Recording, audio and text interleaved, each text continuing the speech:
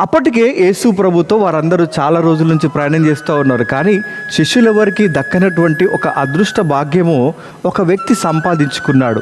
ఎవరా వ్యక్తి అని మనం ఆలోచన చేసినట్లయితే, యేసు ప్రభు యెరికో పట్టణమునకు వెళుచున్నప్పుడు ప్రజలందరూ ఆయనను చూడ్డానికి తండోపతండములుగా వస్తున్నప్పుడు పొట్టివాడిగా ఉన్నటువంటి జక్కయ్య అనుకున్నాడు, నేను యేసు ప్రభువును ఒకసారినే చూస్తే బాగుండు చెప్పి ఆశపడి ప్రభు వెంబడి నడిచే వారందరూ కూడా ఆజానుభావులుగా ఎత్తైనటువంటి వారుగా ఉన్నారు. కానీ యేసు ప్రభువును చూడాలనే తన ఆశ ఏం చేసింది అని మనం ఆలోచన చేసినట్లయితే, పొట్టివాడు కనుక మేడి చెట్టు ఎక్కి ఆ ఎత్తైనటువంటి చెట్టు నుంచి యేసు ప్రభువును చూడడం ప్రారంభించాడు.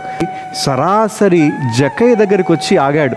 ఆ చెట్టు పైన ఉన్నటువంటి జక్కయ్యను చూసి ఆయన కన్నుల్లోకి చూసి అంటున్నాడు, జక్కయ్య రా, మీ ఇంట్లో నేను బస చేయాలని ఆశపడుతున్నాను అని అన్నప్పుడు తనతో పాటు ఉన్నటువంటి వారు అంతా అనుకున్నారు కావచ్చు, ప్రభుత్వం మేము అనేక రోజుల నుంచి వెంబడిస్తున్నాం, ఆయనతో నడుస్తున్నాం, మా ఇంటికి రావచ్చు కదా, మాతో ఉండొచ్చు కదా, మా ఇంటికి ప్రభు అతిథిగా రావచ్చు కదా అని అనుకున్నారు కావచ్చు. కానీ వారెవరికి దక్కనటువంటి అదృష్ట భాగ్యము జక్కయ్యకు దక్కింది. యేసు ప్రభు ఎప్పుడైతే జక్కయ్య ఇంటిలో అడుగు పెట్టాడో జక్కయ్య ఇంటికి రక్షణ వచ్చింది. మన గృహంలో ప్రభు నివాసం చేస్తున్నాడా?